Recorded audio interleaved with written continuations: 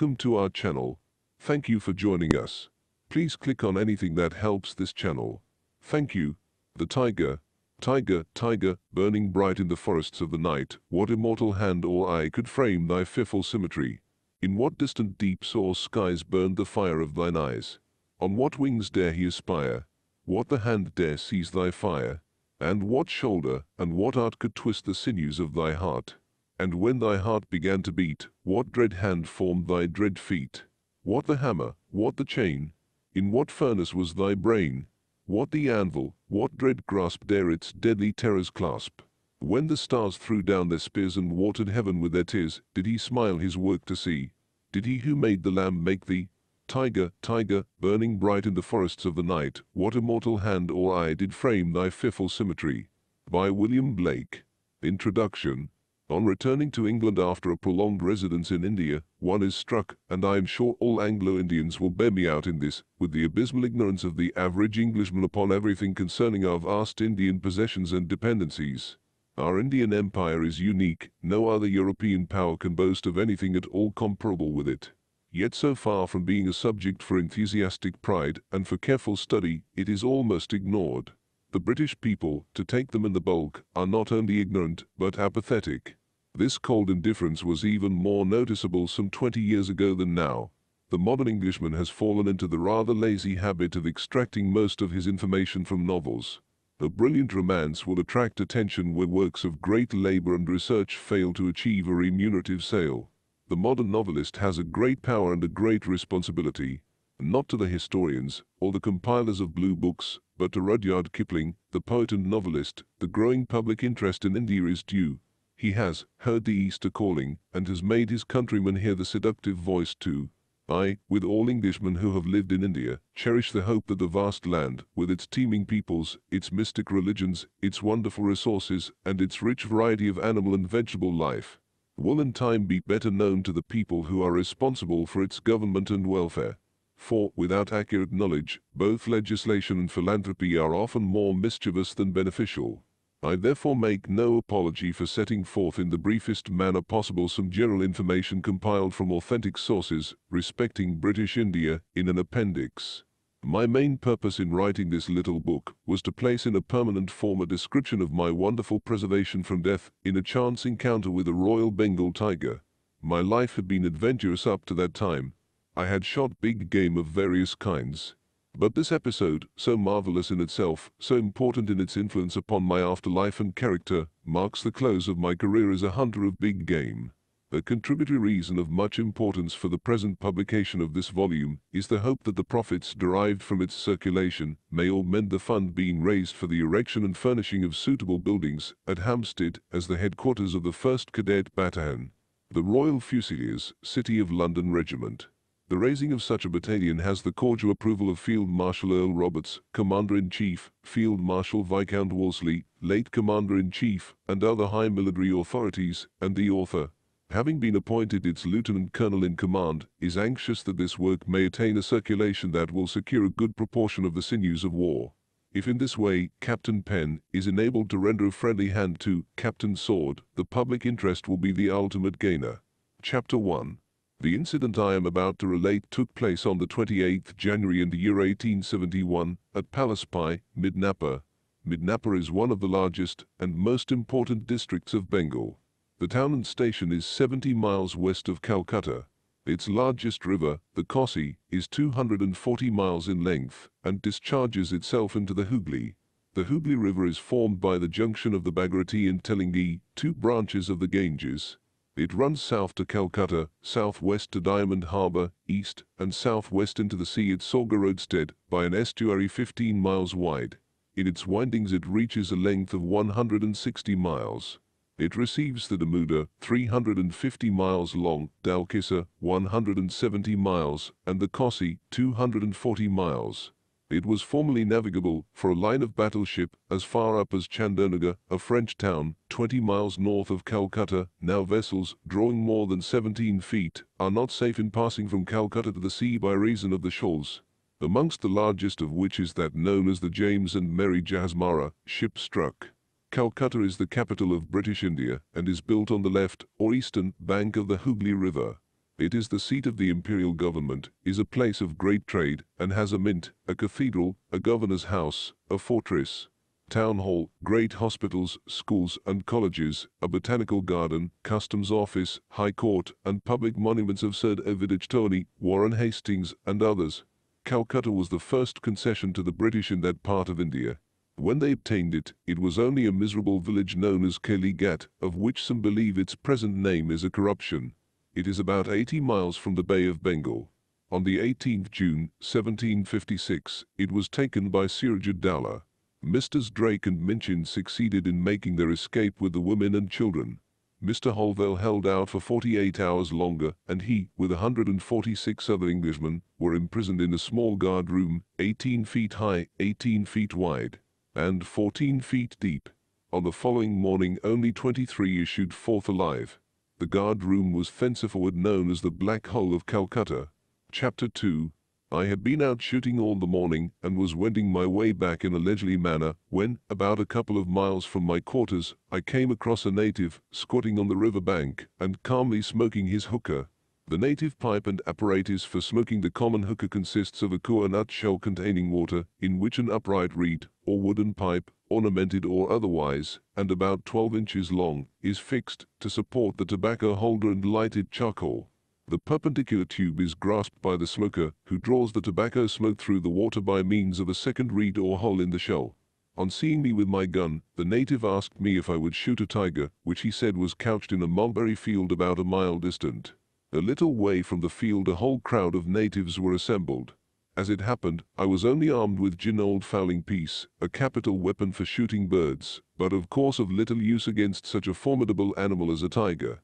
But finding that I had 2 explosive bullets in my pouch, and thinking it very likely that the tiger would turn out to be only a small leopard, I decided to go. A friend who was staying with me was dandering about a little further down the river. I therefore signaled to him to come up. The bullets I found were too large to fit the gun, so I began whittling them down with my knife to the required size. When my friend joined me, we forded the river and proceeded towards the crowd of natives. They were in a state of wild excitement, the mundal, or head man, taking a prominent part in the tumult.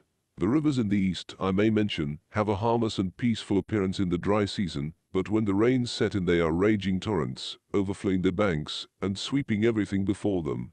The divisions, or isles as they are called, in the paddy fields are for the purpose of keeping in the water, without which the paddy, or rice, could not grow. There are 1 or 2 kinds of rice, however, which grow on table lands. The isles also serve during the rains as paths for walking or riding. When a horse has slipped off the narrow path a few times, and had an unpleasant flounder in the mud, he learns wisdom by the things he has suffered, and soon becomes as expert as the horse of the Covent Garden Circus, that walked the tightrope. By the time I had shaped the bullets to fit the gun, we had arrived at the crowd of natives, who were in a condition of febrile excitement, chattering like a lot of magpies. I now loaded my gun, and by the time it was ready, the natives had quieted down a little. The mundal was bursting with importance, and eager to impart information as to the tiger's whereabouts. It appeared that the tiger had been first sighted by the man who had gone up the cocoa-nut tree to cut some fronds for thatching. On looking down from the top of the tree, he had espied the animal in the mulberry field, and, being himself well out of reach, he shouted with the full strength of his lungs, so that the villagers turned out en masse. I was still skeptical about the tiger, adhering to my original idea that it would turn out to be a leopard, as it is very unusual for tigers, unless they are man-eaters, to take up their quarters during the daytime in such an open spot as this, especially as the mulberry was at this season of the year destitute of leaf, and afforded very little shelter. The mulberry fields are generally surrounded by a polga or bank, upon which bamboos are planted and grow luxuriantly, forming splendid barriers against the inroads of cattle. A few words here about the bamboo, the most gigantic of grasses. There are many species, which are applied to various useful purposes. Indeed, it would be difficult to point out an object in which strength and elasticity are required, and for which lightness is no objection, for which the stems are not adapted in the countries where they grow. These are some of the uses to which the bamboo is applied: hollow cases, bows, arrows, quivers, lance shafts, masts of vessels, bedposts, walking sticks, the poles of palanquins, the floors and supporters of rustic bridges, scaling ladders, durable water pipes, rafts for floating heavy timber. The framework of houses, floorings of houses, scaffolding, planking, uprights in houses, roofing, bamboo ware, fishing rods, handles of parasols, books, carts, musical instruments, paper, pencils, rulers, cups, baskets, cages, crab nets, fish poles, pipe stems, some piton or blowing tubes, chairs, seats, screens, couches, cots, and tables. Parts of it too can be candied or used as pickles. The bamboo flowers once in 30 to 60 years and dies. Its beauty when growing is as remarkable as is its usefulness when cut down. One villager, a little pluckier than his fellows, volunteered to take me to a part of the field where there was an opening in the bamboo fence. My friend suggested that the fat man, who was a noticeable figure in the crowd, should go, but the fat man did not receive the suggestion with enthusiasm. When I arrived at the opening, I saw within 30 yards of me a most magnificent Royal Bengal tiger, of which the frontispiece of this book conveys a pretty accurate impression. He was lying down broadside on, his head slightly raised, and his wither eye taking careful stock of me. I took steady aim behind his shoulder, the most vulnerable part. The cap missed fire. The second cap also missed fire. The villager, not liking the look of things, skedaddled with great precipitation. I then walked off a few yards, primed the nipples, and recapped.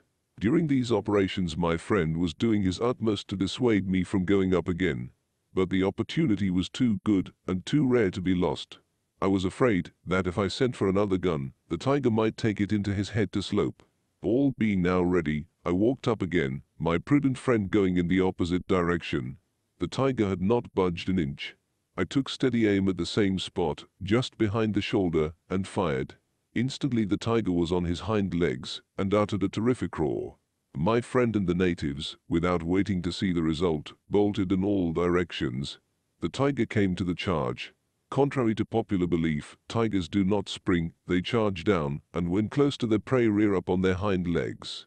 I backed from the pogger so as to have him on even and open ground. When he was within 5 yards of me I made certain of bowling him over with a shot through the head. As ill luck would have it, the gun again missed fire. The next second he was on me, one paw on my right shoulder, the other round my back, his enormous mouth making for my head. I struck him a heavy blow on the side of the head with the barrels of the gun, which brought his mouth on my shoulder. I felt his teeth crunch into the flesh. I fell, with the tiger on top of me. His mouth was touching my face, and every moment I expected to find my head in his mouth. I understood now how a mouse feels when clutched by a cat. In fact, I was almost as helpless as a mouse. I was completely jammed under him, and I felt unable to support the pressure of his great bulk. My right hand alone was free.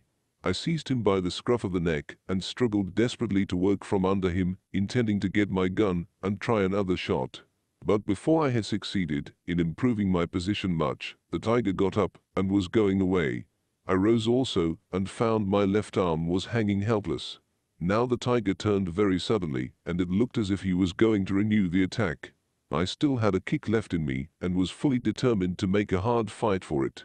The tiger passed close to me, almost touching me in fact, and made for the mulberry field.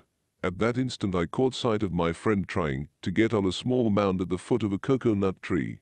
Fright had so affected him that his legs seemed to refuse their office. The sight struck me as so ridiculous that in spite of my desperate condition, I could not help bursting into a laugh. I noticed a spot of blood behind the tiger's shoulder, and as he went over the pogatai fell, but managed to drag himself to the very spot where I had shot him. I congratulated myself that I had damaged him equally as much as he had damaged me. I walked off to a small mound and sat down. The reaction now came on and produced a profuse perspiration. I was soon wandering in blood too, from the bite through my shoulder and the claw wounds in various parts of my body. About 2 minutes after the tiger had returned to the spot where I shot him, the man up the cocoa-nut tree bawled out the welcome news that my enemy was dead. I then spied the natives coming towards me and sung out to the foremost to get me a drink of water. By the time the water was brought, my friend and most of the natives were staring at me as if I was a stuck pig. I confess I was bleeding like one. After a long pull at the water, I considered my position and came to the conclusion that the sooner I made tracks and got to my bungalow, which was more than 2 miles off, the better for me. I gave my friend instructions about bringing in the tiger, then fisted my arm and started to walk home, with about half a dozen natives accompanying me. The ground was extremely rough, but I managed to do the distance and was able to ford the river without any assistance. Arrived at my bungalow, I had my upper garments, which were pretty well in shreds, torn off. My servants then set to work swabbing up the blood and bathing my wounds. When I had lighted a pipe and taken a survey of my condition, I felt pretty sure that I was in for a month's layup. I had the satisfaction of knowing that I had rid the community of a dangerous pest. The tiger in India is looked upon as a common enemy. All classes are in mortal dread of him. He is in no way particular and makes no distinction between castes, though if he had his choice, he would probably prefer a good fat babu, something similar to the fat man in the illustrations, to a poor lean charcoal burner. There is, therefore, great rejoicing over the death of a tiger, and my friend found no difficulty in getting volunteers to bring the tiger in. Bamboos and ropes were speedily supplied, and as the work of slinging progressed, all the villagers from several villages round about came with their musical instruments to join in the tamasha. When everything was ready, my friend headed the procession, followed by the tiger borne by 20 men, and swarms of natives tom-toming, blowing horns, dancing, and making various noises. By the appearance of the mundal, one would suppose that he had not only shot the tiger, but had eaten him too. The fat man is also conspicuous in the front, and looks as if he had taken an important part in the affair. Perhaps he thought he had. Imagination is very strong with some people. During the famine in Orissa, when 2 or 3 millions of people died in 1865 through 66, a friend of mine, who held a high and responsible office in the station, and his wife, were making easy stages with me of 10 or 14 miles a day through a district where the famine was very bad.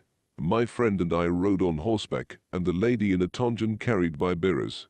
Shortly after we had arrived at a place called Gitia, the bearers asked me if I would shoot them some bogglers, paddy birds about 1.5 feet in height, which were on a large bund of water. A bund is an immense bank of earth put up to collect water, which is used for irrigation and various other purposes. I walked down to the bund and took a raking shot, and the bearers picked up 18 bogglers. This evidently struck my friend as being a remarkable feat, for on arriving at the station, he related to everybody the story of the wonderful shot he had made just a year afterwards. We chanced to meet at precisely the same spot. The last time I was here, he said, I made a most remarkable shot. Ah, I said, I think I remember the circumstance. For a second he seemed to be struck all of a heap. By the by, he said, I believe it was you. The humor of the situation was so irresistible that we roared with laughter till the tears rolled down our cheeks. I quite forgot the morning I had received when I heard the sound of the people rejoicing and caught sight of my foe. When he was deposited at my feet and laid out for measurement, I had the pleasure of looking at one of the most magnificent specimens of the Royal Bengal tiger. He measured 10.5 feet from the tip of the nose to the tip of the tail. My friend then superintended the operation of skinning him, after which he was cut open, as I was very desirous of seeing the effect of the bullet. I was greatly astonished to see that the whole of the tiger's inside was blown into a jelly. I never saw greater execution. You will remember that my gun was an old fowling piece, and that the bullets I loaded it with were conical, with Jacob's tube explosive shells inserted in the ends, also that the bullets were too big, and I had to reduce them with my knife. For Jacob's shells to explode, they must strike a hard substance precisely on the point. I have fired hundreds of them out of the most finished rifles, and in cases where they have not struck on the point, I have seen the bullets and shells knocked into cocked hats and all kinds of shapes, and no explosion. You will therefore perceive that the explosion of this shell was a perfect marvel. That the tiger should have had the strength to maul me as he did after the terrible execution done by the explosive bullet will give you some idea of the extraordinary vitality possessed by these animals. During my layup, an account appeared in the Englishman, a Calcutta paper, of an Assam tea planter who had shot a tiger on the opposite side of a river, 20 feet wide, clean through the heart. The tiger jumped the river, killed the planter, and died on top of him. Chapter 3. My position was serious. I was 40 miles from the station, the nearest place where medical aid could be obtained, and my wounds required immediate attention. I sent in all directions for porky bearers to carry me to the station, but one after the other the messengers returned, saying they were all away, but it was expected that some would return the next day. At 8 p.m., 11 hours after the encounter, my wounds were still bleeding, and I was feeling extremely faint. I was obliged to have recourse to a primitive kind of surgery. I steeped some strips of lint in brandy and stuffed them into the holes, when the bleeding stopped almost immediately. I then had a sheet torn up into strips, and my arm lashed close to Ray's side. I then turned in and took 120 drops of laudanum and was soon in the arms of Morpheus. That arrangement like a box in the veranda is a porkey. It has poles at each end by which it is carried on men's shoulders. These men are called porkey bearers, who make it their profession from generation to generation. On what are termed DAC, or post, roads, relays of bearers are stationed every 10, 15, or 20 miles, as the case may be. But in the part where I was there were no DAC roads, so that the bearers you started with had to do the whole journey. The same set of bearers will easily do 30 or 40 miles, and this upon a diet of boiled rice only. We think it rather a feat to walk 40 miles merely carrying our own bodies. What should we think of carrying a heavy porkey that distance with a big man in it? Mentioning the porkey brings to my recollection a night journey I was taking through a very jungly part. When I awoke I found my porkey on the ground. After waiting a bit, I slid back one of the doors and sung out to the bearers. No answer came. Darkness there and nothing more. I thought it useless to put myself out, so turned over and went to sleep again. The bearers did not return till daylight, when they told me they had discovered that a tiger was following them, so they put down my porkey and bolted to the nearest village. The tiger, I suppose, did not much like the look of the porkey, and so passed on. The next morning when I woke I felt horribly seedy and could eat nothing, barring a dry biscuit with a little weak tea. Up to the middle of the day no bearers had arrived, but towards evening the full complement of 24 came in. At 7 p.m. the torches were lighted. I got into my porkey, took another 80 drops of laudanum, and fell asleep. Those boxes contained my clothes. They are made of tin, with wooden frames, and are called piteras. You will notice that they nearly go up to a point, that is to make them convenient for slinging. The man who carries them is called a bangidar. He keeps up with the palkibos, and carries 80 to 100 pounds weight. I did not awake till we were close to the station. I went to a friend's house, arriving at about 9 a.m. My friend immediately sent off for the civil surgeon, who came accompanied by the central jail doctor. The civil surgeon said I must go to his house, so that he might be able to give me every attention. I got into the porkey again, and on arriving at his house I was laid upon a bed. The doctor, being afraid to extract the lint from the wounds, in case the bleeding should recommence, put me under what he called a course of irrigation, the object being to keep down inflammation. Cold water was poured over my wounds continually for 3 days and nights, during which time I was lying in a pool of water. I was then lifted on to my feet, but I was as stiff as a poker. The lint was then successfully extracted and my wounds dressed.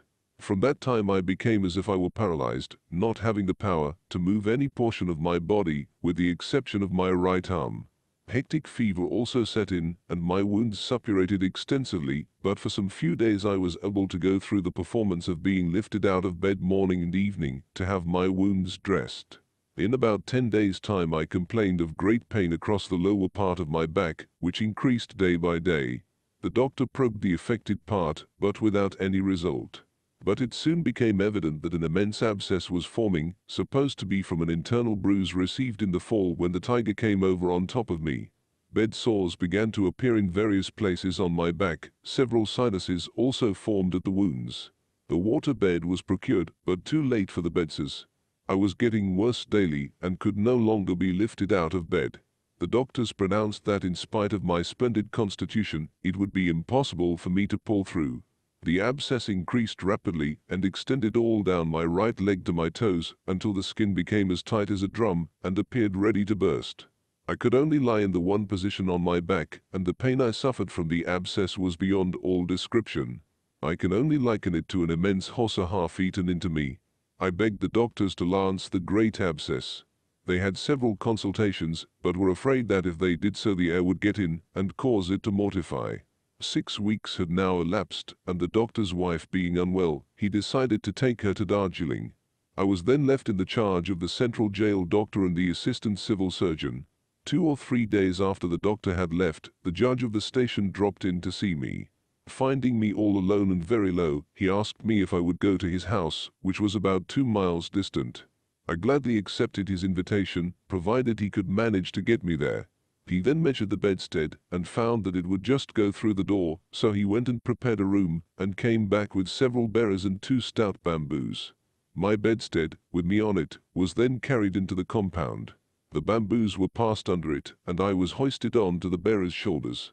It was a most lovely morning, and I enjoyed the ride in the fresh air immensely after my prolonged confinement.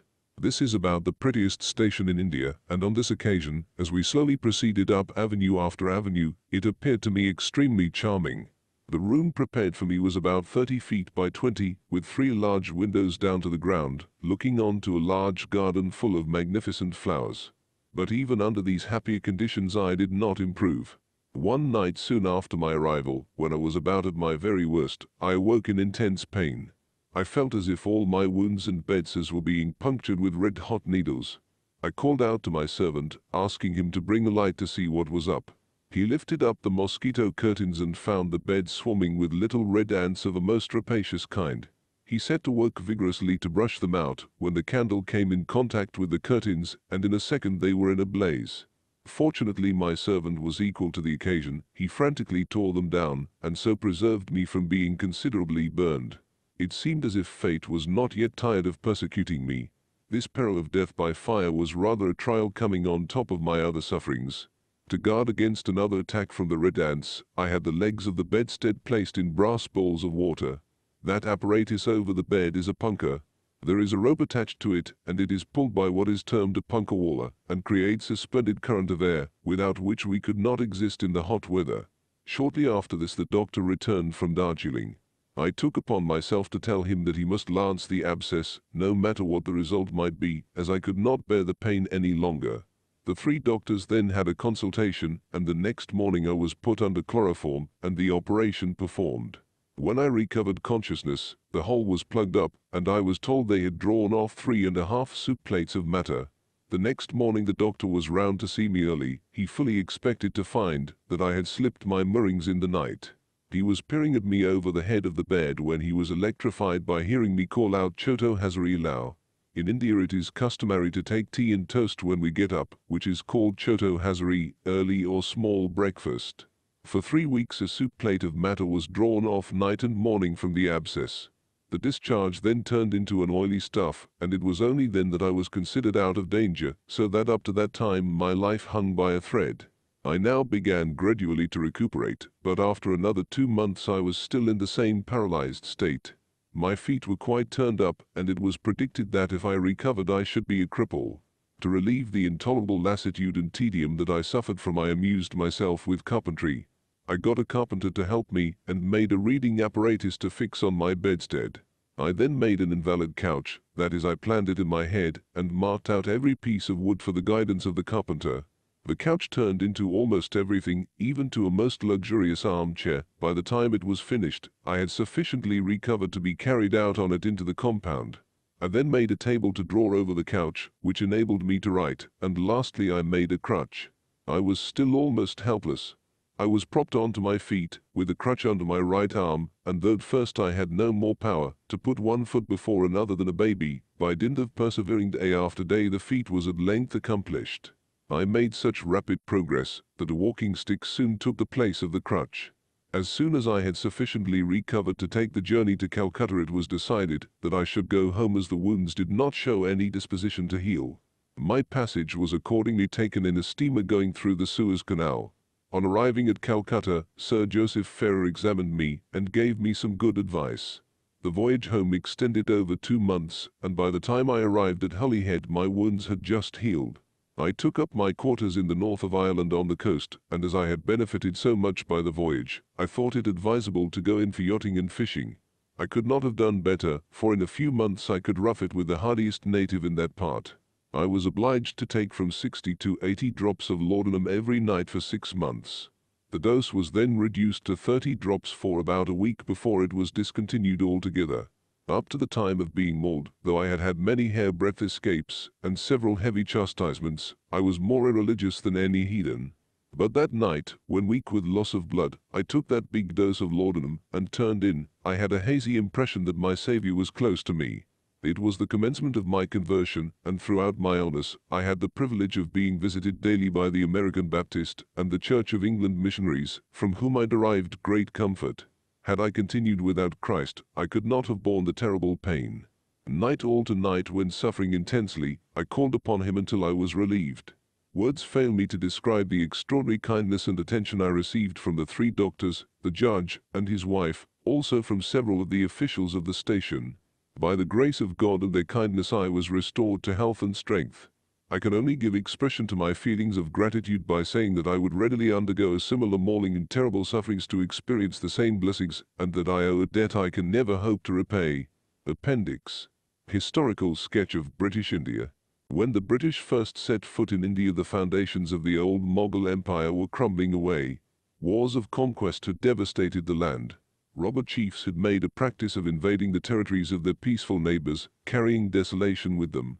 But with the establishing of factories and the hiring of trained soldiers to defend them, the formation of a central power was accomplished, which gradually grew in strength sufficient to control the wild chieftains and to extend its power from Cape Comorin to the Indus.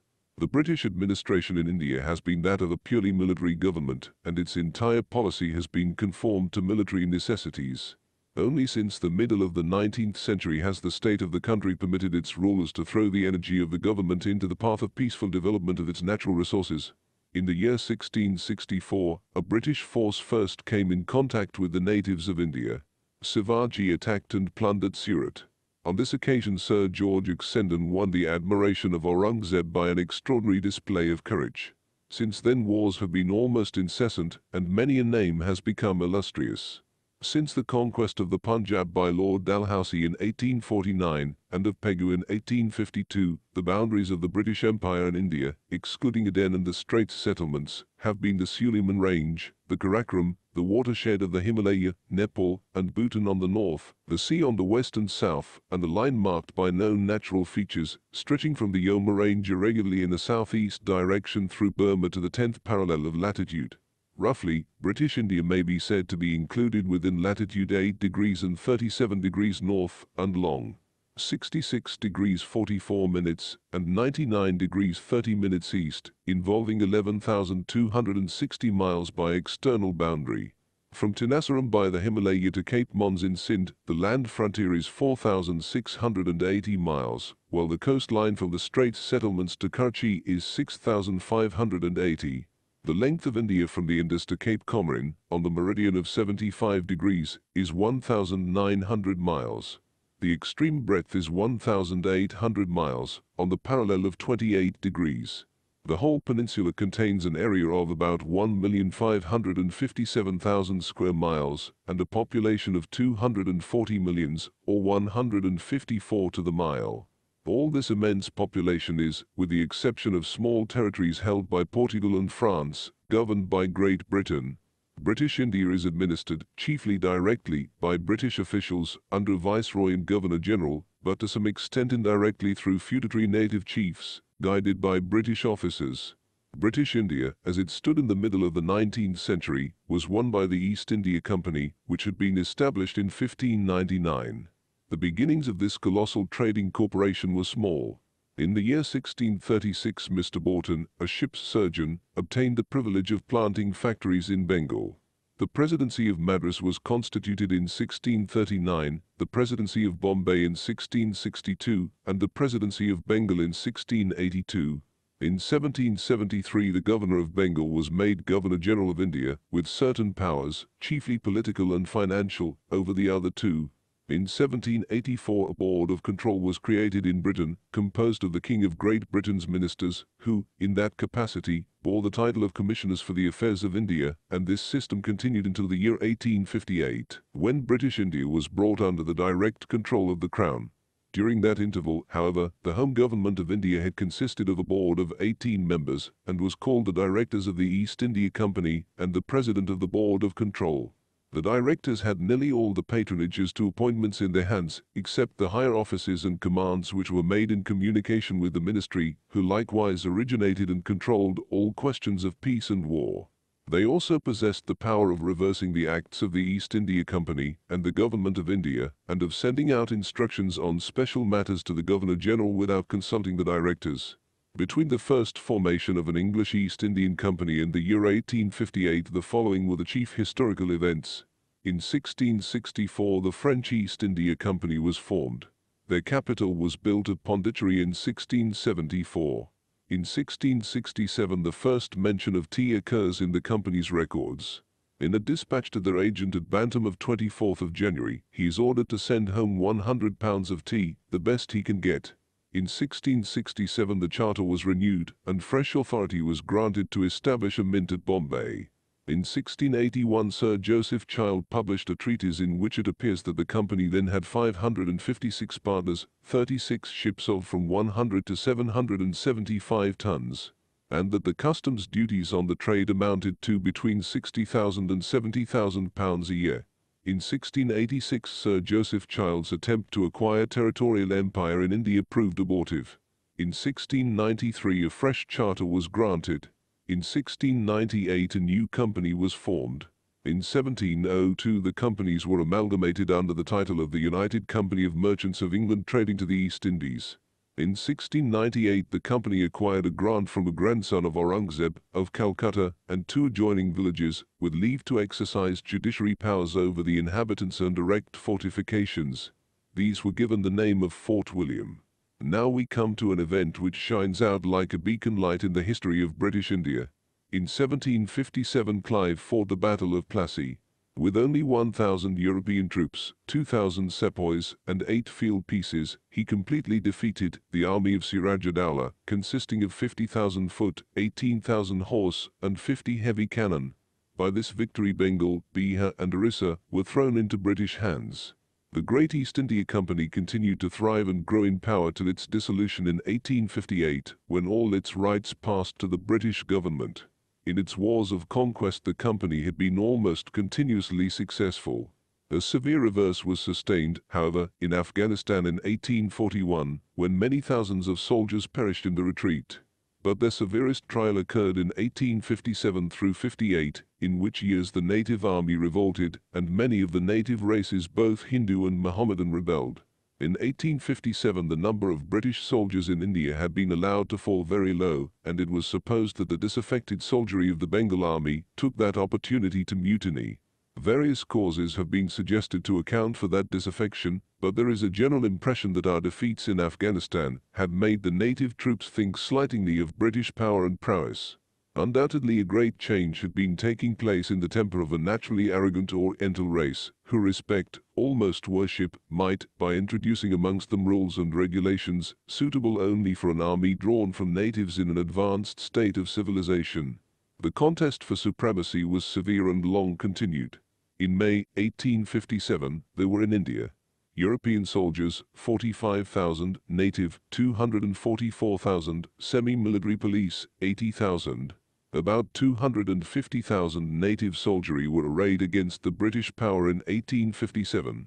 The British force was composed of 45,000 Europeans and some 60,000 reliable native soldiery. These last were increased to about 150,000 native soldiers by the addition of the Sikh army from the Punjab, and before July 1858 there were over 80,000 British troops in India. After the revolt was quelled there was a reduction of the native army, and by November 1866 it had fallen to 135,000 men with only 12 guns, as against 150 in 1857. The successive stages of the revolt and the re-establishment of British authority are detailed below. The revolt of the Bengal Native Army was commenced at Berhampur by the 19th Bengal Native Infantry on February 26, 1857. The revolt continued by the outbreak of the native cavalry at Meerut on May 10.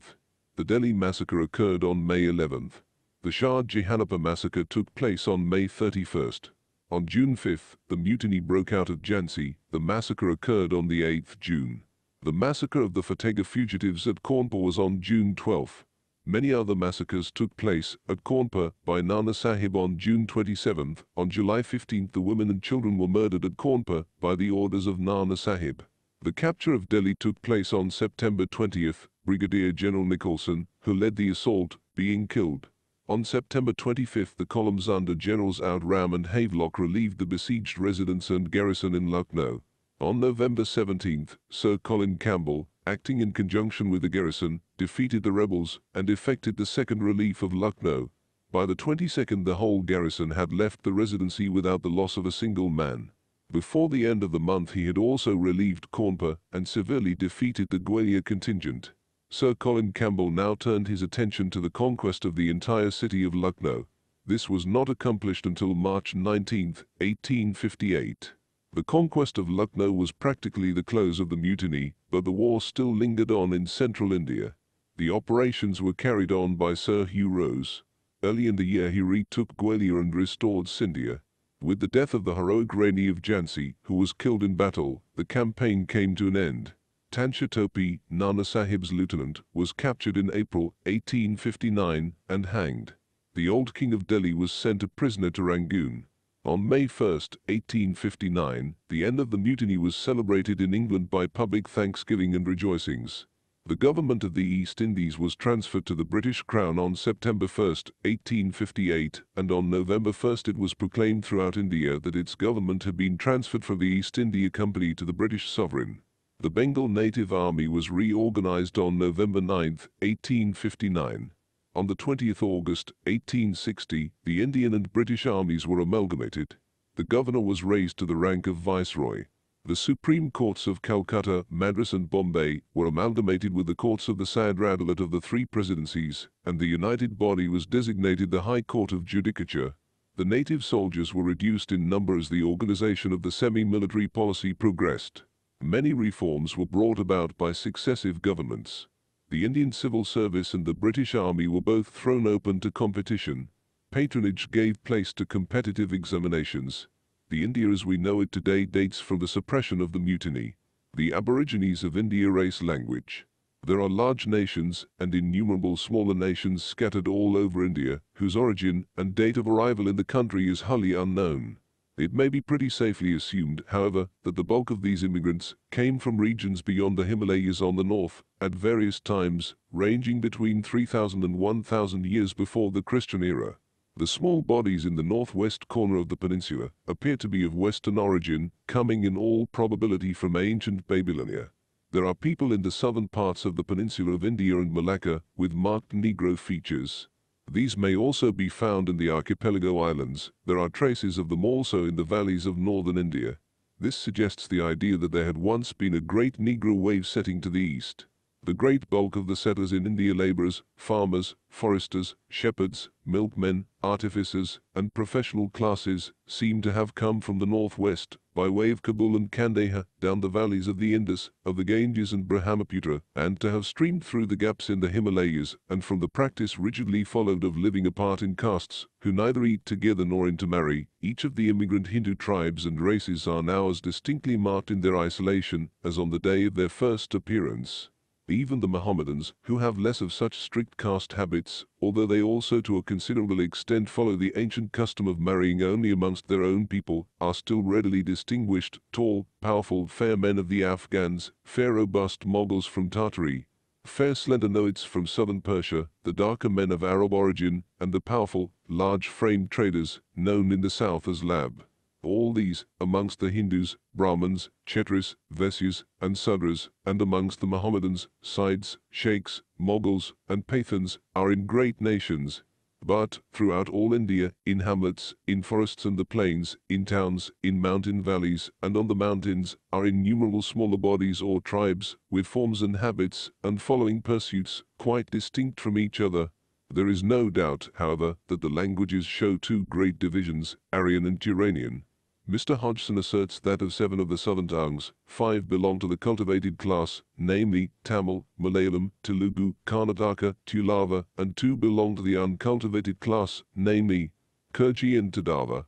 With regard to the cultivated tongues of the south, Mr. Eliot observes that the aptitude of the people at present to substitute Prakritic words for aboriginal ones is such a stumbling block in the search for affinities as to require pains and knowledge to avoid, and he instances, among others, the common use of the borrowed word Rakta for blood, in lieu of the native term Netha, of which latter alone we are enabled to trace the unquestionable ethnic relationship of the Gauds, even those north of the Vindhya, with the remote southerners, speaking Telugu, Kannadi, and Tulava.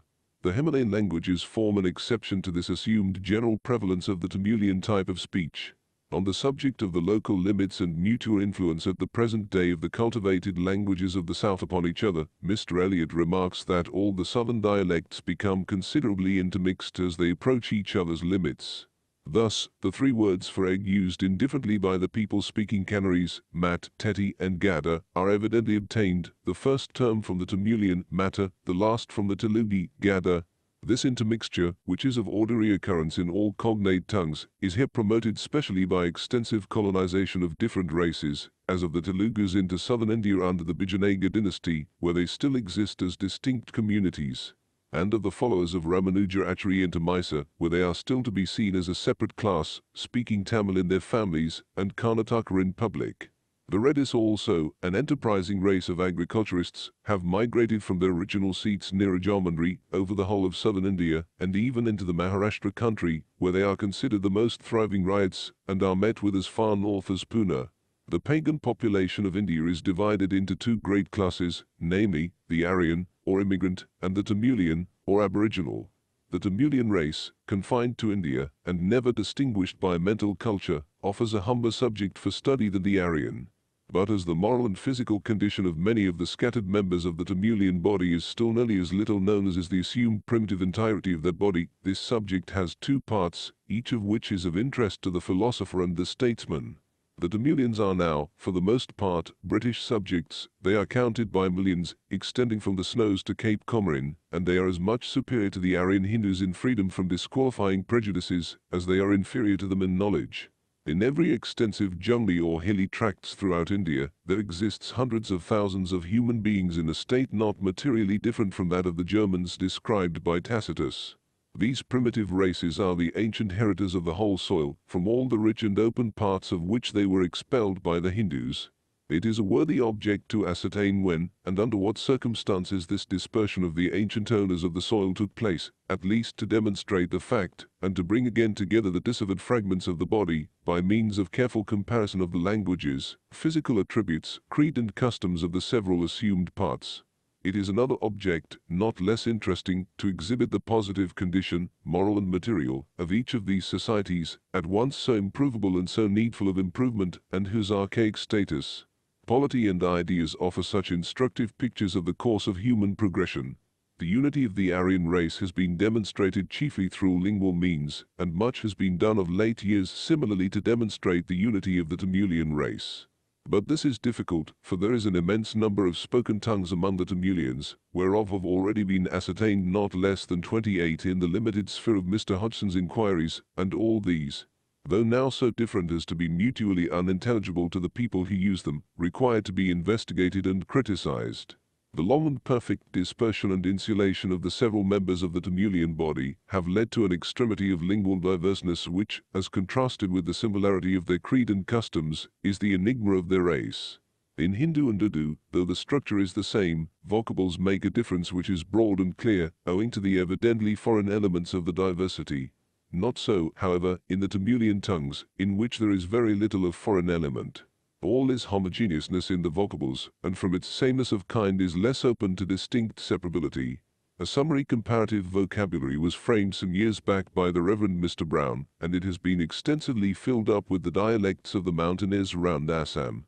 With regard to the determination of the moral and physical status of each aboriginal people, none of the Timulians have any old authentic legends, and being all very uninformed, save in what concerns their immediate wants and habitual ideas, it is exceedingly difficult to learn anything of this sort from them directly. Their creed especially is a subject of insuperable difficulty, through the sole medium of direct questioning. Their customs, again, are apt to afford but negative evidence, because, being drawn from nature, they tend to identity in all the several nations, and lastly, their physical aspect is of that osculent and vague stamp, that what it does prove is general, not particular. The great Scythic stem of the human race is divided into three primary branches, or the Tungus, the Mongol, and the Turk. The first investigators of this subject urgently insisted on the radical diversity of these three races, but the most recent inquirers incline more to unitize them. Certainly there is a strong and obvious character of physical, if not also of lingual, sameness throughout the Scythic race, and it is remarkable that this peculiar character belongs also to all the aborigines of India, who may be at once known, from the Kaveri and Vigaru to the Khasi and Bhagarati, alpine feeder of the Ganges, not its Bengal defluent, by their quasi-Scythic physiognomy, so decidedly opposed to the Caucasian countenance of the Aryans of India, or the Hindus. Mr. Hodgson apprehends that there will be found among the Aborigines of India a like lingual sameness, and that very extended and very accurate investigation will consequently alone suffice to test the real nature and import of the double sameness, physical and lingual. That all the Aborigines of India are Northmen of the Scythic stem seems decidedly and justly inferable from their physical characteristics.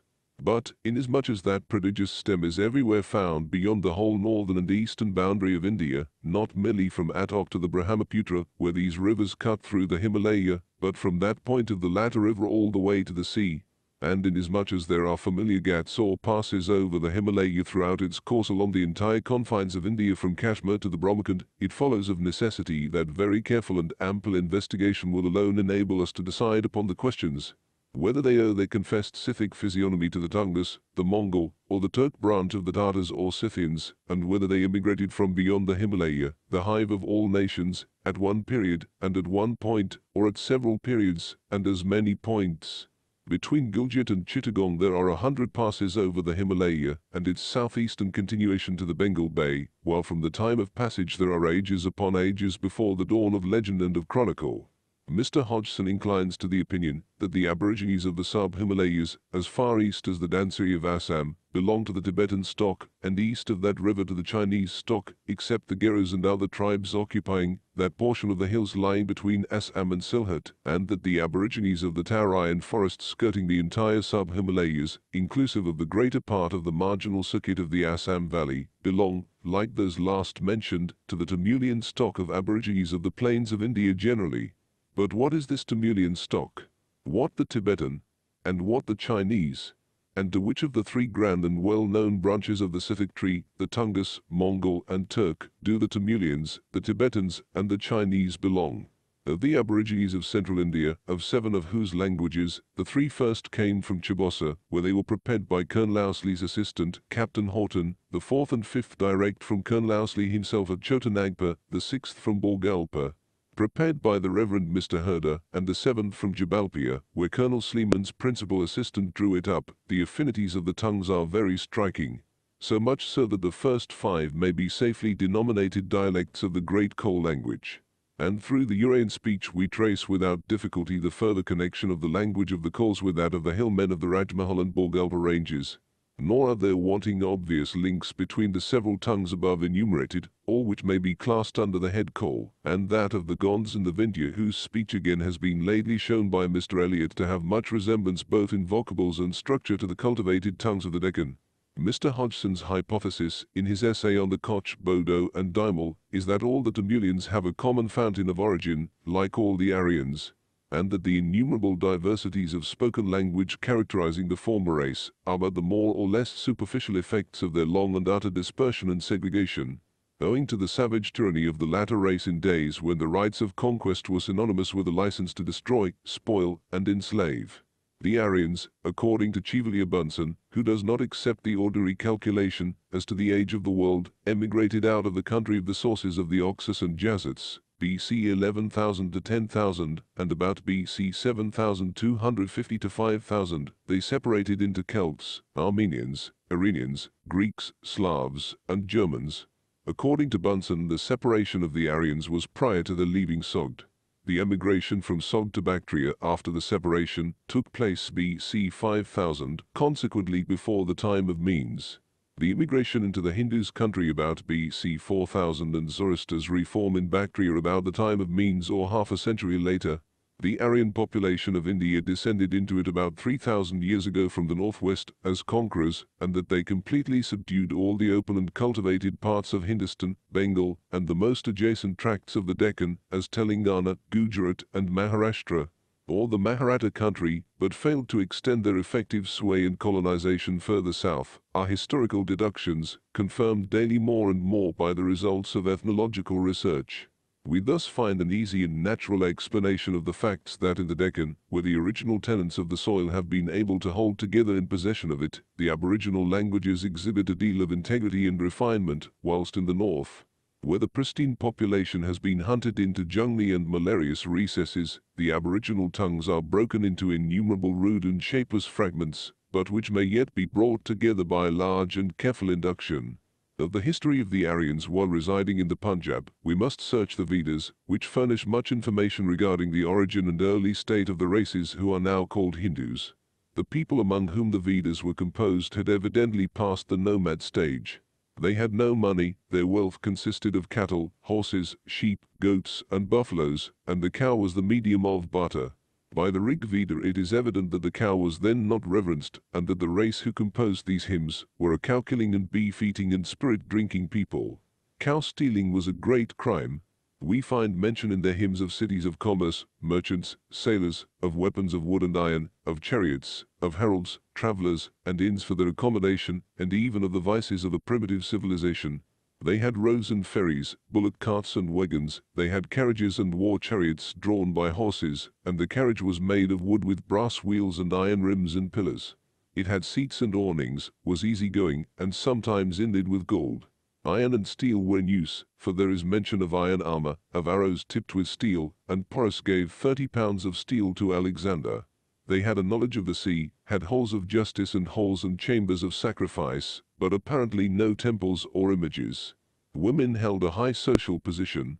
The rishi and his wife converse on equal terms, go together to the sacrifice, and practice austerities together. Lonely maidens go in procession, and grown-up daughters remain without reproach in their father's house. But we read of drunkenness, polygamy, cheating, gambling, abandoning of children, thieves, courtesans, and eunuchs. Kakshavad, an illustrious rishi, marries 10 sisters at once, and polyandry seems to have prevailed, for in an allegory, Kakshavad says, Aswins, your admirable horses bore the car, which you had harnessed, first to the goal, for the sake of honor, and the damsel, who was the prize, came through affection to your husbandship, saying, you are my lord's. Mr. Wheeler says that the worship of the Aryans, in the times of their approaching the Punjab, seems to have been simple, patriarchal, and conducted by the father of the family, to have been a worship of fire. And subsequently they personified the earth, sky, food, wine, months, seasons, day, night, and dawn. Amongst the Aryan Hindus, the sacrifice of a horse, the Aswamedha, seems to have been practiced in their religious rites. There are 2 hymns in the Rig Veda describing the rite, which leave no doubt that, in the early religion of the race, this sacrifice, as a burnt offering to the gods, was had recourse to. It was even then, however, falling into disuse, and was existing as a relic on an ante-Vedic period, imported from some foreign region, possibly from Scythia, where animal victims, and especially horses, were commonly sacrificed. And in still later times, the Aswamedha consisted of certain ceremonies ending in the liberation of the horse, as throughout southern India, is still practiced with a bull, freed or let loose in the name of Siva or Vishnu. At present in India the native Aryan races hold to the 3 great religions. Buddhism, Brahmanism, and Zoroastrianism, and the followers of the Jain belief are all of this race, many of whom also in Kashmir, Afghanistan and Rajputana have become Mohammedans. Amongst the Aryan races who went to the northwest, there are no grounds for the belief that the Saxons continued to offer human sacrifices after their settlement in Great Britain, but in their own land, the immolation of captives in honor of their gods was by no means uncommon. The great temple at Uppsala in Sweden appears to have been especially dedicated to Odin, Thor and Frey. Its periodical festivals were accompanied by different degrees of conviviality and license, in which human sacrifices were rarely wanting, varied in their numbers and value by the supposed exigency. In some cases even royal blood was selected that the imagined anger of the gods might be appeased. In Scandinavia, the authority of the priest was much greater than it would appear to have been among the Anglo-Saxons. It was his word often which determined where the needed victims should be found. It was his hand that inflicted the wound, and his voice which said, I send thee to Odin, declaring the object of the sacrifice to be that the gods might be propitiated, that there might be a fruitful season or a successful war. The tendency of the Aryan race is to form national and political communities, marry one wife, and worship one supreme and spiritual deity. The Turanian tendency is to have little natural or political cohesion, to marry one or more wives, without much sentiment, to worship gods and heroes without much idea of a spiritual existence, beyond that implied in the notion of ghosts and devils. Religion. An exhaustive account of the religions of India would fill many volumes. It is one of the largest subjects open to the investigation of the student and the historian. The following brief summary must suffice for the present work. Among the religions of the south and east of Asia, and the philosophies which take their place, we find that the most ancient of all is the demon and spirit and nature worship of the ruder races. The religion of the Jews, 3,000 years old, may be the next, followed by the Buddhist philosophy, which seems to have existed for 3,200 years, and to have more adherents than any other. The Christian religion, first established in Western Asia 19 centuries ago, and early taught in Africa, Arabia, and Central and Eastern Asia, and at one time largely followed, has at present in India but a comparatively small number of professors. In India and Southeastern Asia, 3 polytheistic faiths predominate: Buddhism, Brahmanism, and Shamanism. 3 monotheistic faiths, Jewish, Christian, and Mohammedan. A mixed faith, the Sikh, partly monotheistic, but believing in incarnations. And, lastly, the worship of fire as an element by the numerically small but intellectual Parsi. The races occupying India, which are now known to Europe as Hindus, have had 3 great changes in religion. The Vedic age was prior to the absorption of the Saraswati River into the sand. The Brahmanic age extended from that time to about BC 600. The Buddhist doctrine prevailed from BC 600 to AD 800 or 1000, from which date the Brahmanic doctrines have again prevailed up to the present time. The first institution of Hindu society which forces itself upon the attention of the stranger is that of caste. In the city of Surat, in 1827, 207 castes were counted. Each of them was more or less restricted from private intercourse with all the rest. They could not intermarry, nor even eat the same food nor drink the same water. This applies more or less to all India. The date of the origin of caste, and the objects which led to its institution, are alike obscure. Ablutions amongst the Hebrews, Hindus, and Mohammedans are very rigidly practiced. They are, in fact, included as part of their religious ritual. They are allotted to various periods of the day and are varied to meet particular forms of purification. The Hebrew ceremonial, as still practiced by their Jewish successors, is laid down in the books of Moses. The Mohammedan practice is somewhat similar, both for men and women, the Mohammedans using the dry sand of the desert as a substitute, where water is not obtainable. The Hindu ritual is severe as to bathing, and along the banks of the sacred Ganges, crowds of men and women may be daily observed performing their ablutions. One of their most superstitious practices consists in worshipping or deifying the waters of the Ganges. Quantities of the water are carried to all parts of India and are sworn by in courts of justice. The Buddhists and Mohammedans are less stringent in their observances as regards ablutions than the Hindus. With the Hindus, as soon as a guest enters, one of the first civilities is offering water to wash his feet. A Hindu wipes or washes his feet before retiring to rest. If called from his bed, he often excuses himself on the pretext that he might daub his feet, and as he wears no shoes in the house, and the floor is of clay, the excuse seems very natural. In Leviticus 14, 8, 9 and 52, there are references to personal cleanliness. There are similar customs prevalent among the Hindus, but in the Mosaical institutions there is no law which rules that a Brahmin becomes unclean by the touch of a Sudra, or a dog, or the food of other castes. The Hindu food ritual is given in Mark 7:3, where the Pharisees and all the Jews, except they wash their hands often, eat not, for bathing is an indispensable prerequisite to the first meal of the day, and washing the hands and feet is equally so before the evening meal. Mohammedans use water or sand before prayers and meals, and after many ordinary occurrences. State and mode of agriculture.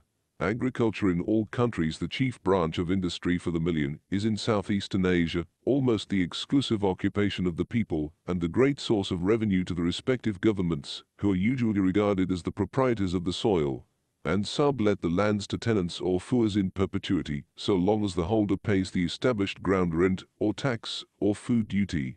The holder can sell or otherwise dispose of his holding, and cannot be dispossessed, provided his tax be duly paid, so long as the land is cultivated. The craving of all Eastern races for their patrimonial inheritance is as intense as when Naboth said to Ahab, 1 Kings 21:3, "The Lord forbid me, that I should give the inheritance of my fathers unto thee," and the Hindus are as strongly attached to their homesteads as ever the Jews were. Though the heads of the family may be employed in a distant part of the country, and though the homesteads may be almost in ruins, they still cling to the family inheritance with a fondness bordering on superstition. And it is the use and wont in India for governments to allow proprietors or their descendants to reoccupy lands long left waste. Amongst the earliest notices of agriculture are those in the Old Testament. How Adam lived is not mentioned, but of his two sons, Abel was a shepherd, and Cain had become a tiller of the ground. In Noah's time the vine was cultivated, and Noah's descendants in the time of Shem appear to have followed the shepherd's life, wandering over the extensive countries to winter and summer quarters, and taking possession of the available grazing grounds. These do not seem ever to have cultivated any of the grasses for food for their cattle, and to the present day throughout southeastern Asia, the natural herbage is exclusively relied on. The remains of the races who in some unknown time came from the valley of the Indus through the valleys of Balochistan attest the prevalence there in prehistoric times of water tillage in the usual form of the wet cultivation of India, where the grounds are carefully leveled and put into small plots or compartments, into each of which the watercourses are led in the manner noticed in Proverbs 21:1, where it is said, "The king's heart is in the hand of the Lord, as the rivers of water, rather as a watercourse. He turneth it whithersoever he will," an allusion to the practice of the eastern farmer and irrigating his fields, turning it with his foot or hand in all directions, so that every part of the field may be watered, and a good crop ensured. Noah's descendants in the line of Ham, who took possession of Egypt, applied themselves to the tilling of the ground, and with so much ingenuity, industry, and success, that, owing to the inundations of the Nile, and the consequent fertility of the soil, Egypt was enabled in the time of Abraham, and still more so in the time of Joseph, to supply its neighbors with corn during a period of famine. Nor were the inhabitants backward in assisting the liberality of nature. They busied themselves in banking, irrigation, and draining, in order to derive all the benefits which the benignant river was capable of affording them. These works are said to have been carried on with particular spirit under the auspices of Sesostris, 1,800 years before the Christian era. So sensible were the Egyptians of the blessings which agriculture afforded, that in the blindness of their zeal they ascribed the invention of the art to their god Osiris, and the culture of barley and wheat to their goddess Isis. The Pelasgi who occupied Greece were great agriculturists, and the Romans had but two avocations, war and husbandry. The Jews, whilst in Egypt, seem to have been shepherds, but after occupying Canaan, in their respective allotments, cattle grazing, agriculture and horticulture alike engaged their attention, of which the scriptures contain many notices, and the modes of tillage still in operation in eastern countries illustrate various texts of the Bible. As in describing Canaan, it is mentioned that the land whither thou goest in to possess it is not as the land of Egypt from whence you came out. Deuteronomy 11:10. Where thou sowest thy seed, and waterest it with thy foot as a garden of herbs, which is still everywhere seen as the mode of watering the lands in garden cultivation. After ploughing, the farmers of India, in their wet cultivation, form the ground with a hoe into small squares, with ledges on either side along which the water is conducted. Besides preventing the water spreading, these embankments also serve to retain the moisture on the surface of the ground for a longer period. When one of the hollows is filled, the peasant stops the supply by turning up the earth with his foot, and thus opens a channel into another space. An allusion to this custom of the gardener changing with his foot the channel of a stream of water furnishes the king of Assyria in his threatening message with a very appropriate image. "With the sole of my foot," says he, "I have dried up the rivers of besieged places." Deuteronomy 25:4, "Thou shalt not muzzle the ox when he treadeth out the corn," refers to a method of separating the cereal grains from the ear common in India. The wild beasts are still as troublesome as in 1 Psalm 30:13, where we read, "The boar out of the wood doth waste it, and the wild beast of the field doth devour it, for the wild hogs, elephants, buffaloes, and deer make sad havoc in fields and orchards." The farmer races in India, except such gardeners as are near towns, rarely use manure of any kind, but trust exclusively to the water of tanks in wet cultivation, or to the natural rains in dry cultivation.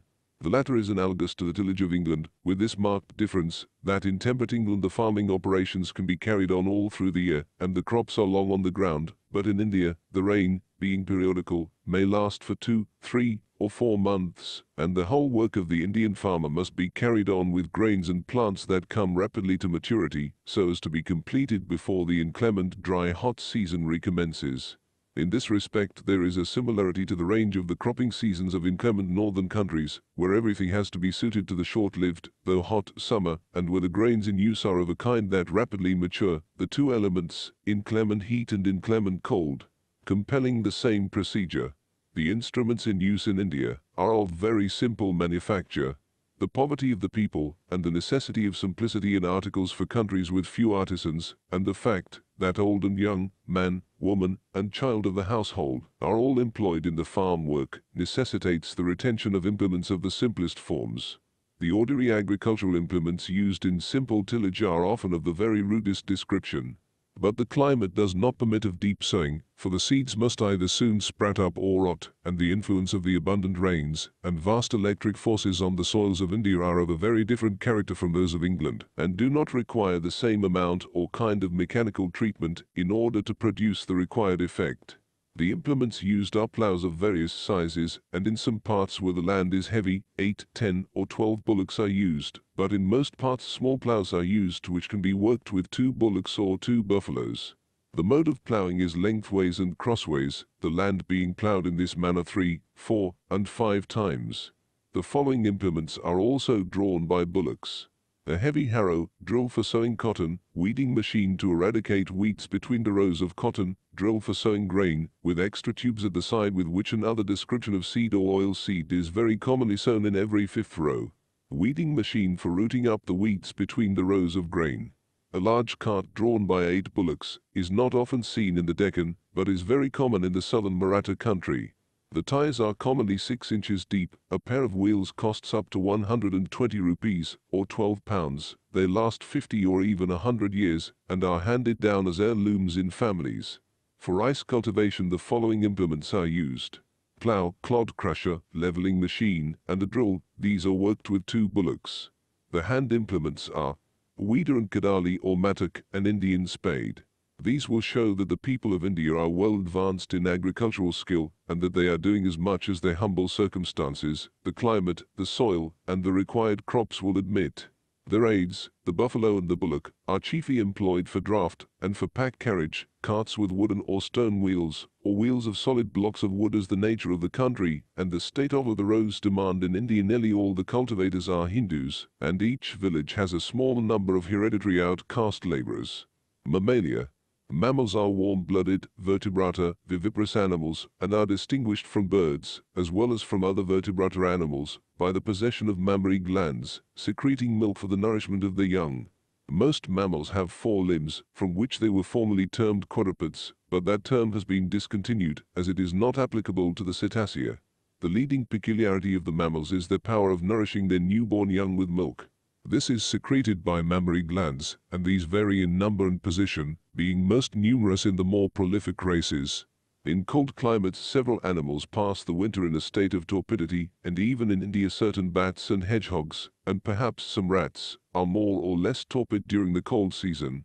2 species of bears found in the Himalayas retire to their caves, and are rarely or never seen from the month of December to the end of March. The following list shows the families, genera, and general species of mammals in the south and east of Asia. Order Primate. Various kinds of monkeys, numberless kinds of bats, and several kinds of moles, shrews, and hedgehogs. Order Carnivora, or beasts of prey. Tribe Plantigrada, walking on sole of foot. The snow bear, brown, yellow, gray, and silver bear of Himalayas, Himalayan black bear, Indian black or sloth bear, having a horseshoe mark on breast, red cat bear, badgers, weasels, and otters of various kinds. Tribe Digitigrada. These animals walk on the digits and are typical carnivora, being very quick and speedy. Family, Felidae or cat tribe. The lion, tiger, leopard, cats, pard, cheetah, clouded leopard, marked tiger cat, leopard cat, large tiger cat, bay cat, and the ounce.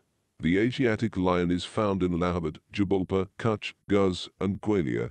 The tiger is found all over India and as far up the Himalayas as 6,000 and 7,000 feet. Family Viveridae tribe.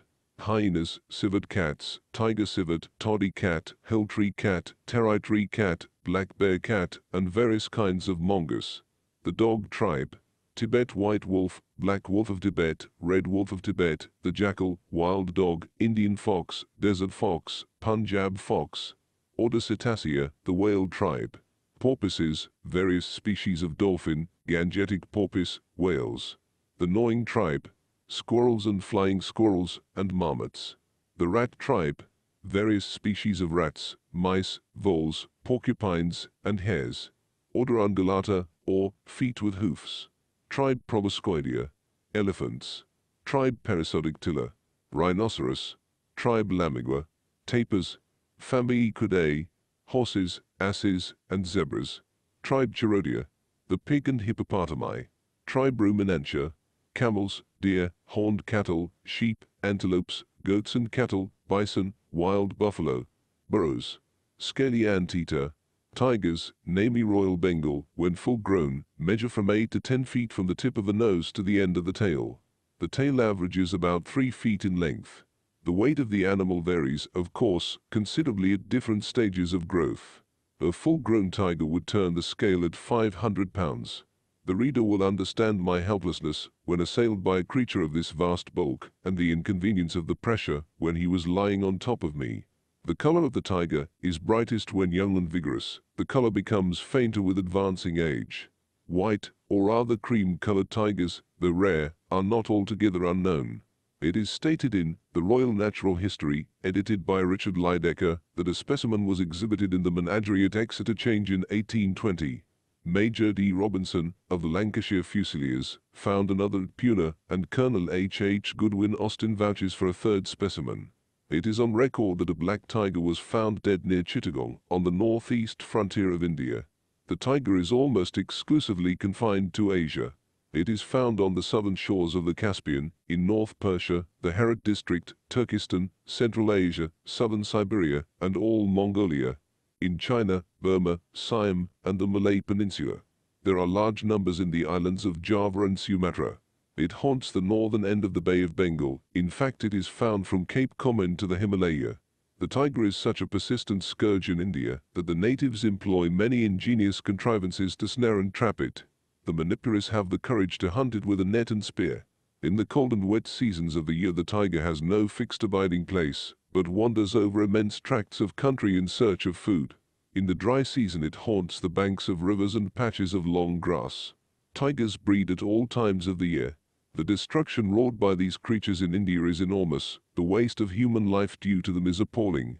A government return gives the number of animals killed by tigers in the Madras Presidency during the quarter ending 31st December 1891 as follows: 656 bullocks, 752 cows, 236 calves, 135 buffaloes, 105 sheep, and 103 goats.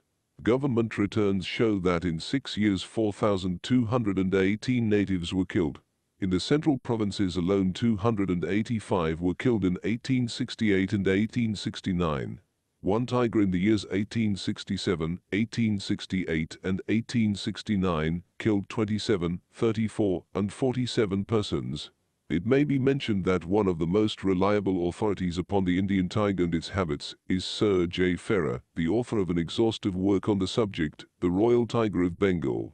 Although the tiger is extremely fond of water, it is able at times to endure thirst for a considerable period in the hottest weather. Mr. G. P. Sanderson gives a remarkable instance.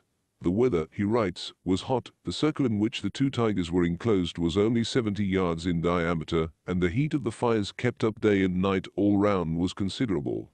Still they existed without a drop of water for 10 days, suffering from wounds half the time. A tiger can go much longer than this without serious inconvenience. It is a popular delusion that tigers are in the habit of springing upon their prey. Mr. Blandford and other eminent authorities agree that it is a rare thing for them to move their hind legs from the ground, except of course, when they are obliged to leap over some such obstacle as a fence. That they are able to spring to a great height is undoubted. It is on record that a tiger once pulled a native from a tree at a height of 18 feet from the ground. According to Mr. Sanderson, 15 feet is the most that a tiger can clear horizontally, but there are instances of this distance being exceeded. The tiger's usual attack, to quote Sir J. Ferrer once more, is a rush, accompanied by a series of short deep growls or oars, in which he evidently thinks he will do much by intimidation. When he charges home he rises on his hind legs, seizes with the teeth and claws, and endeavors and often succeeds in pulling down the object seized. I may say that I can personally vouch for the correctness of Sir J. Ferrer's description. The jungle tiger relies for food upon such animals as deer, antelopes, and wild pigs, but domestic cattle are liable to be attacked, and it will also eat monkeys, porcupines, and fowls of various kinds. According to the Royal Natural History, full-grown buffaloes and boar are usually a match for the tiger, but young or feeble individuals not infrequently fall victims to its attack, and instances are recorded of young elephants being killed and eaten. Adult bull boar are, however, occasionally killed by tigers, the latter, if reports of native herdsmen are to be credited, inducing the bulls to charge time after time, when they are wounded as they pass by a blow from the tiger's paw. Old wild boars, it is said, not infrequently succeed in wounding and beating off a tiger, and the herds of buffaloes defend themselves by forming in a half-circle, with the bulls facing the foe.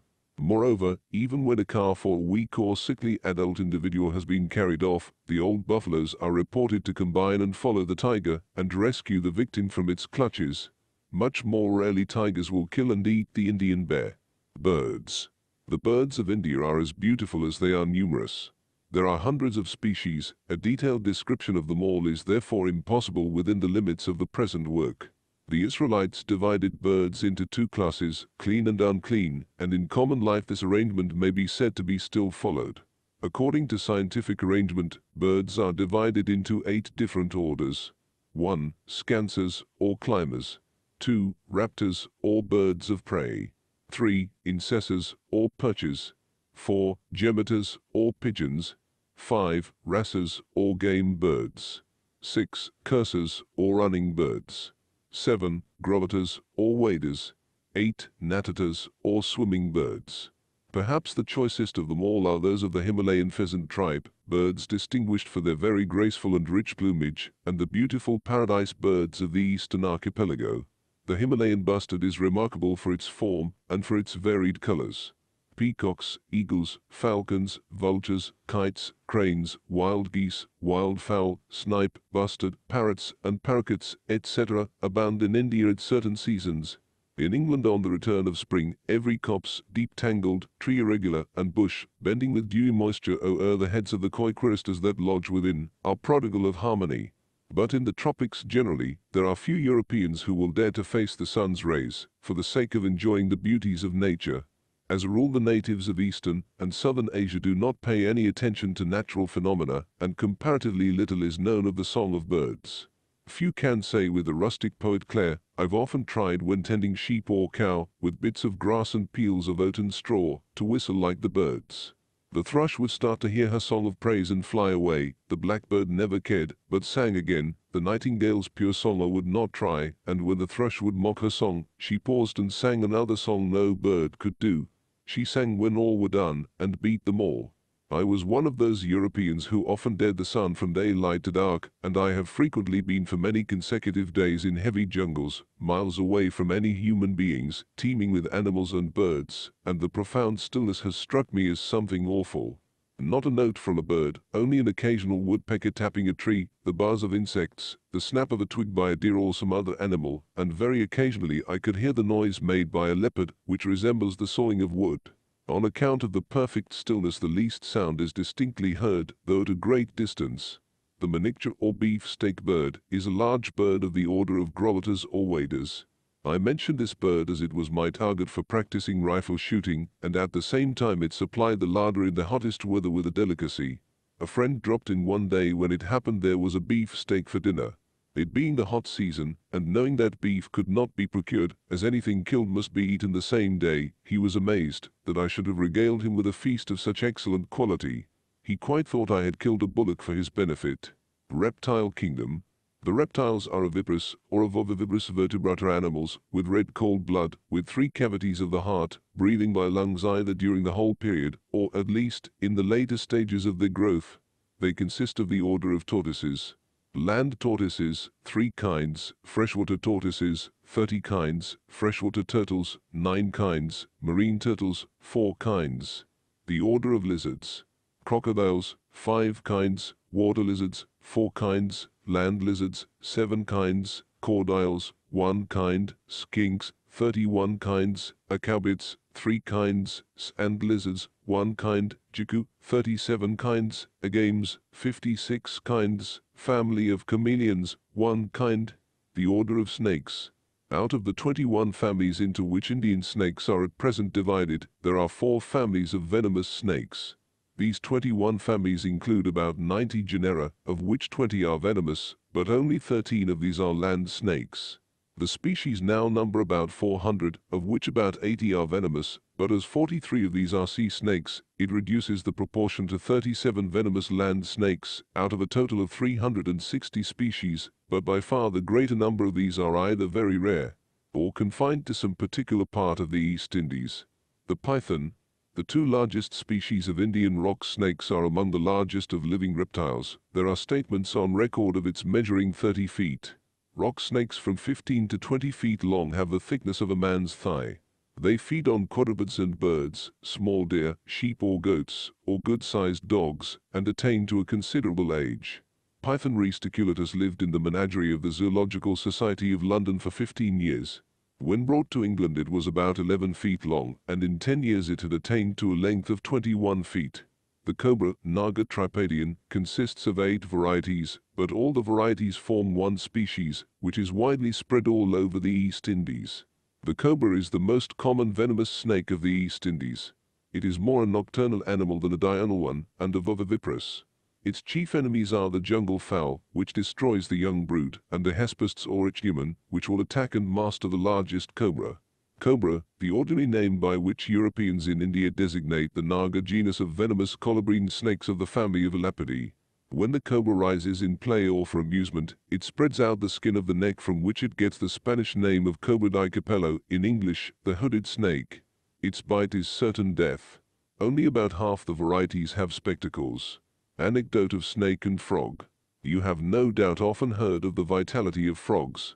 One day one of my dogs was barking at something under a shrub in the garden.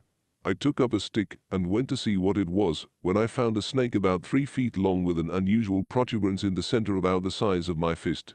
I put my stick behind the protuberance and worked it towards the head. When it got to the mouth, out jumped a big frog and hopped away quite lively.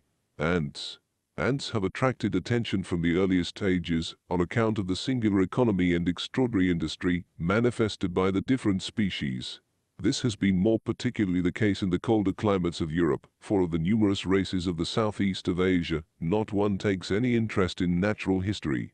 It is probable that many fresh species of ants will yet be discovered. 47 species have been described in southern India by Mr. Jordan, a Madras medical officer, and Mr. Neatner of Ceylon has forwarded to the Berlin Museum upwards of 70 species taken by him in that island, chiefly in the western province and in the vicinity of Colombo. The term white ants is applied by the English in India to species of termites. They are interesting by reason of the great mounds of earth which they erect. Those in India seldom exceed 7 or 8 feet, but some ant hills in South Africa are of great size. On the banks of the Chobe, Dr. Livingstone mentions them as being 30 feet high and of a base so broad that trees grow on them. In the open fields the injury to produce which they can cause is trifling, but in gardens, where, as with sugarcane, the crops are long on the ground, much loss is sustained by their attacks. They usually work under cover and erect galleries of earth, cemented as they progress. In towns, with substantial houses of mortar and beams of wood, the loss which they cause is often very great, for they pierce the walls and tunnel the beams in every direction. The best remedy is to destroy their cells and dig up their queen. Their mouths are tunneled in every direction, and their queen, a large, shapeless white mass, lies in the center. An effectual and permanent remedy is to remove the whole mass. To protect the beams, the ends are usually laid on the walls and the sides left unclosed, so that the first approach can be detected, and this opening also prevents dryer rot. Teak, ebony, and other hardwoods are seldom attacked by white ants. The earth or mud oils, so abundantly produced in Burma, are the most effectual known preventatives to their encroaches. The Greeks ate grasshoppers, and liked them amazingly. The aborigines of New South Wales eat them raw, first taking off their wings. The Chinese thriftily eat the chrysalis of the silkworm. After making use of the silk, the larvae of the hawk moth are also much relished. The Negroes of Jamaica eat the bagong butterflies after removing the wings, and store them up by pounding and smoking them. The Hottentots and the people of the East Indies eat the termites, or white ants, boiled, fried, and raw. The female white ant in particular is eaten in India. The natives mix them with flour and make a variety of pastry, or they parch them in pots over a gentle fire, stirring them about as is done in roasting coffee. They eat them by handfuls, as we do comfits. Dr. Livingston says, the white ants, when roasted, are said to be good, somewhat resembling grains of boiled rice. An idea may, he adds, be formed of this dish by what once occurred on the banks of the Zauga. The Bayer chief, Polani, visiting us while eating, I gave him a piece of bread and some prepared apricots, and as he seemed to relish it much, I asked him if he had any food equal to it in his country. Ah, said he, did you ever taste white ants? As I never had, he replied, well, if you had, you would never have desired to eat anything better. Rumbold mentions ants as being eaten by the Marivatunos and Margaritas, qualified with resin as a sauce. Bees are eaten in Ceylon. Mites in millions are consumed in cheese. The grub of the palm weevil, which is the size of a thumb, is a favorite dish in some parts of India. Elian relates of an Indian king who, for a dessert, instead of fruit, set before his guests a roasted worm taken from a plant which was thought very delicious. B. Cocoa nut palm. The cocoa nut, or coconut, as it is sometimes spelt, grows to the height of 1,000 feet above the sea, though it flourishes in greatest luxuriance in the vicinity of the ocean. It rises 60 to 100 feet, its cylindrical trunk, crowned with numerous waving, feathery leaves, forms a beautiful element in intertropical scenery. It is self-propagating. Its keel-shaped nut, protected from the salt water by its tough and thick, though light covering, sails on the ocean to barren spots, where it germinates and causes even the smallest islet to become covered with clumps of the cocoa nut palm.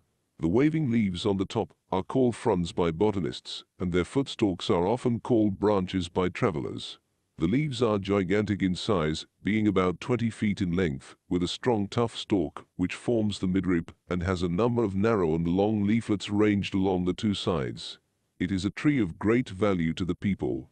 The wood is applied to various purposes, such as rafters, fences, shears, laths, shingles, chairs, and ladies' work boxes. But during the period of its most abundant bearing, which is between 10 and 35 years growth, the heartwood is of so soft and spongy a nature that it is then merely used for fences, water pipes, etc. The wood is strong and durable, a cubic foot weighs 70 pounds, and its timber is said to last for 25 or 50 years. It is used for ridgepoles, for temporary roofs, aqueducts, also for small boats, for the beams, posts and rafters of houses, for spear handles, palings, and walking sticks, for fancy boxes and furniture, for the frames of boats, conduits, gutters and drains. It forms one of the porcupine woods of commerce, and is used for fancy articles. A farinaceous substance is contained in the stem, which forms a good substitute for sago. Each tree produces annually from 50 to 60 cocoa nuts. These are enclosed in a thick fibrous husk, from which the coir of commerce is obtained by maceration and beating. The husk is employed as a scrubbing brush and polishing brush. It is converted into cordage of various kinds, used for the rigging of ships, fishing nets, and matting, and in India, in its loose state, it is the usual material with which mattresses, pillows, and sofas are stuffed. Within the fibrous husk is the shell, which is very brittle, though its structure is somewhat fibrous. Cut in various shapes, it is formed into cups, drinking vessels, into pitchers, funnels, and admits of being turned in an agreeable manner. Those shells which are tolerably circular are used for the bodies of cups and vases, the feet and covers being made of wood and ivory. Common buttons are also made of the cocoa nut shell, and are considered better than those made of horn, as they do not absorb the moisture like that material, moisture causing the horn buttons to swell and burst. The shell forms a valuable charcoal.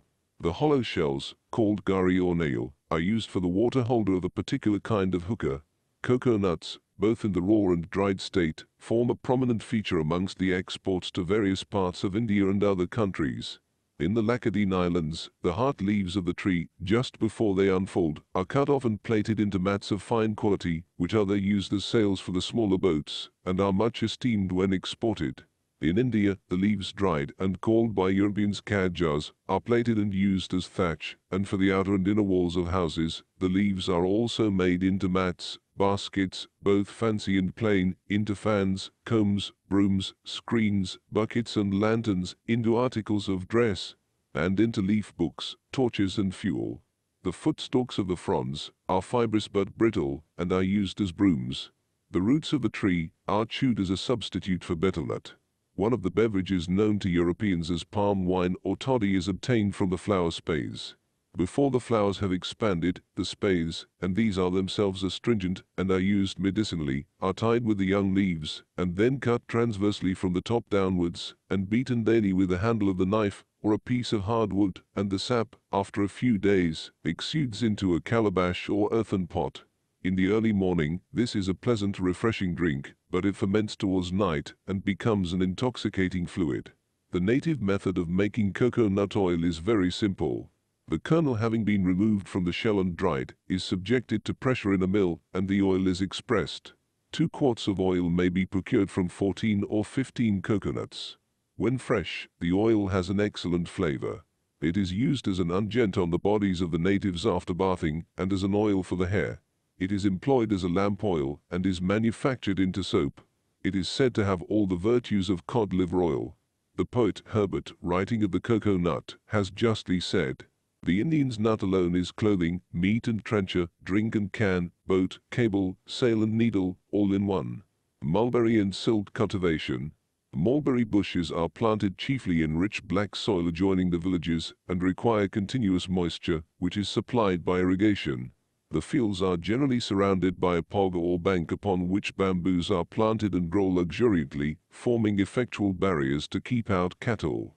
The principal object in the cultivation of the mulberry for feeding silkworms is to produce the greatest quantity of young and healthy leaves without fruit. With reasonable care, the bushes last 10 years and yield fresh leaves 8 times a year. They are planted at a convenient distance from each other on the plan of a quincunx, and are in perfection in about 3 years. The stems are periodically cut down, and care is exercised that they are properly thinned, with a view to giving plenty of light and air to the leaves. They are not allowed to exceed 5 feet in height. The young plants of course suffer by being stripped of their leaves, which are the lungs, and this is an additional reason for renewing them after a certain time. Fresh plants are procured from cuttings. Silk cultivation. The moth usually lays its eggs in the evening, and they take from 10 to 14 days to hatch, after which 40 days elapse before the worm commences to spin its cocoon. In the interval the worm becomes sickly about 4 times for periods of 4, 5, 6, and 7 days respectively, during which it remains for 30 hours at a time without feeding. Fresh mulberry leaves are supplied 7 times a day at intervals of 3 hours. Half of the worms perish during the extremes of hot and cold weather. The moth usually emerges from the cocoons in the morning 10 or 15 days after the completion of the cocoon. The male and female moths are allowed to remain together till 5 p.m., when the males are ejected and the female commences to lay eggs. When ready to spin, the worms are placed on a bamboo tray exposed to the sun, in which are raised numerous circular walls of matting, one within another. The silkworms which yield the investments of silk are, first, the large annual worm reared once in the year, originally brought from Italy, now almost extinct, and yielding its produce from only the middle of March till April. Second, the indigenous silkworm of Bengal, of which the cocoons are obtained throughout the year. That is, there are 8 collections annually. Of these, the worm of the cold weather, or November breeds, are superior to the others from the more nourishing nature of the leaves at those seasons. Third, the China silkworm, introduced into Bengal, which are next in estimation to the annual and country breeds. Fourth, the Choto cocoon, which gives a strong fiber, but the threads are nibby. Of these there are 8 collections. The manufacturing treatment of the silk, when the labors of the silkworm are over, is as follows. When the crop of cocoons is complete, it is gathered from the bamboo trays, and about 1/60th part is set aside for the production of eggs. The finest cocoons, as to web and color, being selected for this purpose. A difference of weight generally determines which are the cocoons of male and which of female insects. The latter are heavier and rounder than the former. The cocoons intended to produce eggs are preserved in a very dry room, and in about 10 days, they lose in weight to the amount of 7.5%. The main crop of cocoons is next sorted into 9 qualities, known in the factories as 1. Good cocoons, which are strong, firm, almost equally round at both ends, not very large, but free from spots. 2. Calcined cocoons, in which the worm has died after having completed its work, and is reduced to a powdery substance. 3. Cocoons, which are larger and less compact than good cocoons. 4. Cocoons in which the worm has died before finishing its work. 5. Double cocoons, difficult to unwind, and often kept for seed. 6. Cocoons of so loose and soft a texture that they cannot be unwound. 7 pointed cocoons, in which one end rises in a point which breaks off after a little silk has been unwound, and so spoils the thread. 8 perforated cocoons from which the moth has escaped. 9 bad cocoons, in which the worm has died before finishing its work, and in which the silk is spotted, rotten and blackish in color. The vitality of the chrysalis is destroyed previously to unwinding the cocoons, either by exposure to the sun, or by placing them in hot ovens. The host silk is removed from the cocoon, by opening it at one end and slipping out the cocoon. In reeling the silk it is necessary to use cocoons of one quality, as different qualities require different treatment. The natural gum of the cocoons is softened by immersion in warm water, kept at the proper temperature by a charcoal fire. After they have remained in the water for a few minutes, the reeler gently stirs up, or brushes the cocoons with a short birch rod, and to this the loose threads of the cocoons adhere, and are thus drawn out of the water. They are then taken, 4 or 5 together, twisted with the fingers into one thread, as many as 30 can be wound together, and passed through a metal loop, which rubs off dirt and impurities. It then passes on to the reel, which has a slight lateral motion, so that the thread of one revolution does not overlay the other. If it were allowed to do so, the threads would be glued together before the gum had time to harden by exposure to the air. When any single thread breaks or comes to an end, its place is supplied by a new one, that the united thread may be of equal thickness throughout. The new thread is merely laid on, and adheres to the rest by its native gum, and as the filaments are finer near their termination than at the commencement, it is necessary to add other cocoons before the first set is quite exhausted. The cocoons are not entirely wound off, but the husk containing the chrysalis is used, together with the floss silk, under the name of waste. The length of filament yielded by a single cocoon is 300 yards, though some have yielded upwards of 600 yards. 11 or 12 pounds of cocoons yield 1 pound of silk, from 200 to 250 going to the pound weight. Thus about 2,800 cocoons are included in that quantity. The real silk is made into hanks or skeins for sale and use. The entire length of a hank is not of one uniform fineness. The assorting is made with particular reference to the degree of fineness or coarseness of thread, and the process, which is carried on also by reeling, a separate reel being assigned for each quality, depends entirely on the feel or touch of the silk on the finger of the person manipulating it. A hank is divided into 5 different sorts. 1. Tumbolia. 2. Serica. 3. Takra. 4. Wana. 5. Kori. And the value of the silk varies from 12 rupees per Indian seer for the superior sort to 9 or 10 rupees for the inferior description. Numbers 1, 2, and 3 are used almost invariably for the woof, while number 4 supplies the warp, and number 5 is sold for making cords, tassels, etc. The banyan tree. The banyan tree is the Fiens indica, the Bakar jar of southern India, the arbor de race of the Portuguese. It throws down aerial roots, which support the large branches, and these again throw down other roots, till as Moulton wrote, in Paradise Lost 9, the tree becomes such at this day, to Indians known, in Malabar or Deccan, spreads her arms, branching so broad and long, that in the ground, the bended twigs take root, and daughters grow about the mother tree, a pilloried shade, high overarched, and echoing walks between. Thereoft the Indian herdsman, shunning heat, shelters in cool, and tends his pasturing herds at loopholes cut through thickest shade. Several of these trees have attracted attention from their dimensions. 4 miles distant from Fort St. David was one under the shade of which Mr. Ives quotes Mr. Digges computing that 10,000 men might stand without incommoding themselves. Dr. Freyer saw one of those admirable trees near Surat in the year 1673. In the botanical gardens at Calcutta a great banyan tree has been long the pride of the garden. Dr. Falconer satisfactorily ascertained it to be only 75 years old. People were alive a few years ago who remembered well its site being occupied in 1782 by a date palm out of the crown of which the banyan sprouted and beneath which a fakir sat. This tree has for the last 34 years not increased in size, having been lopped under some misapprehension. When paced by Dr. Balfour in 1863, its dimensions were identical with those of 1834, namely, 100 yards in diameter and 300 yards in circumference. The banyan hardly ever vegetates on the ground, but its figs are eaten by birds, and the seeds deposited in the crowns of palms, where they grow, sending down roots that embrace and eventually kill the palm, which decays away. Had the Calcutta tree been growing in 1849 over the great palm stove at Kew, only 30 feet of each end of that vast structure would have been uncovered. When the banyan tree embraces a date or palmetto or coconut tree, and the latter are seen growing out of it, this is called a marriage of the trees. These are encouraged, and many are to be seen near the Kistua River. As the banyan tree gets old, it breaks up into separate masses, the original trunk decaying, and the props becoming separate trunks of the different portions.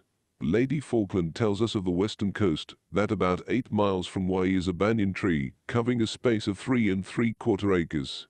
The shade was so complete, she could sit in the middle of the day without any covering on her head.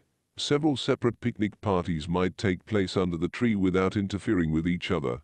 There were countless avenues, or rather aisles, like those of a church, the pale grey stems being the columns, which, as the sun fell on them, glittered in parts like silver, and here and there were little recesses like chapels, where the roots from the boughs formed themselves into delicate clustering pillars, up and down which little squirrels were chasing each other, while large monkeys were jumping from bough to bough, the boughs cracking and creaking as they leaped. Rain and hail storms. The operations of nature in India are carried on upon a scale of almost incredible vastness. No description can convey to the mind of persons born in these temperate latitudes the majestic violence of an Indian storm. Dr. C.R. Francis, of the Indian Medical Service, has described some of the meteorological phenomena of India with eloquence and scientific accuracy. Throughout the length and breadth of India, he writes, from its lofty mountainous tracts to the mouths of its lordly rivers, in its skies and in its seas, the convulsions and ordinary phenomena even of nature either attain monstrous proportions or are remarkable for their erratic tendencies. There, famines sweep human beings from the surface of the earth in thousands and in millions. The two greatest pestilences which the world has ever seen find congenial soil in India, nay, the very home of one of them is there. There, cyclones destroy the strongest and most elaborate work of men's hands, as if the construction was of reeds and the foundations of sand. The heavens discharge, in hail storms, missiles of ice as large as full-sized cricket balls, and rain falls not only in inches, but in feet. On the NTH of May, 1855, Nainital, I was then in medical charge of the sanatorium, was visited by a storm of hail which, as regards the size, weight, and number of the stones, has probably never been surpassed by any in the world. A calm, cool morning, a hot, enervating noon, a cold evening and night, with the wind blowing bleakly from the north, had characterized the few preceding days. The barometer had stood high, and the wet bulb thermometer indicated an extremely dry atmosphere. On the loft, at 4 p.m., the dry bulb thermometer stood in an open shed with thatched roof, at 80 degrees Fahrenheit. On the 11th, at the same hour and place, at 62 degrees Fahrenheit on the former date, the difference between the dry and wet bulb thermometer was 15 degrees. On the latter this difference was reduced to 4 degrees. In the early part of the day of the storm, clouds had been gathering from the north and northeast. In the after part of it others traveled up from south and southwest, and appeared to coalesce with them. Towards 6 p.m. a small preliminary shower of rain fell, deep-toned thunder rolled and reverberated, and vivid lightning streamed and blazed over the devoted station. Innumerable bags of walnuts seemed to be pouring out their contents in the heavens, and men of science suspected that hail was coming. And, presently, it came, ushered in by a few bright, lens-shaped stones as large as pigeons' eggs. Then came more, larger still, and, while wondering Englishmen looked and thought, and startled natives invoked Permissa, Narain, down fell a shower of more than cricket ball size. Was it a delusion? To rush out and seize a stone, to call for scales and tape, was the work of an instant. Many were the weighings and measurings of these monsters over all parts of the station. Some weighed 6, others 8, others 10 ounces, and 1 or 2 more than 1, and the whole pounds avoirdupois, with circumferences ranging from 9 to 13 inches.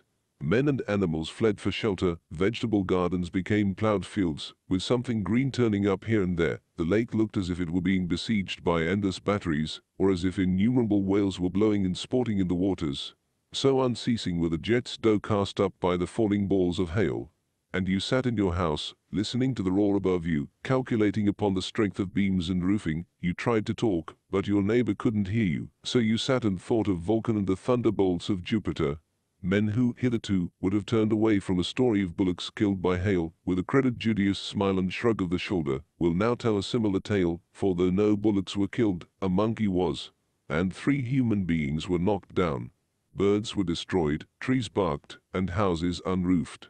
Such was the storm of the 11th May, and it forms an epoch in the meteorological history of Nainital, for though hail is common enough here in the hot weather, no stones, during the 10 years that Sir W. Richards has kept a register, of any size have ever fallen, except once, and then they were only 2.5 inches in circumference. Hailstones, as large as pigeons' eggs and turkeys' eggs, have often fallen in various parts of the world, but perhaps the severest storm of any recorded, and to which that at Nainital is a parallel, was one which occurred in Hertfordshire in 1697, and which was mentioned in the Philosophical Transactions for that year. The relator says, "I was walking in my garden, which is very small, about 300 yards square, and before I could get out, it took me to my knees, and was through my house, before I could get in, went through all like a sea, carrying all wooden things like boats upon the water, the greatest part of the town being under this misfortune. The stones measured from 1 to 14 inches about."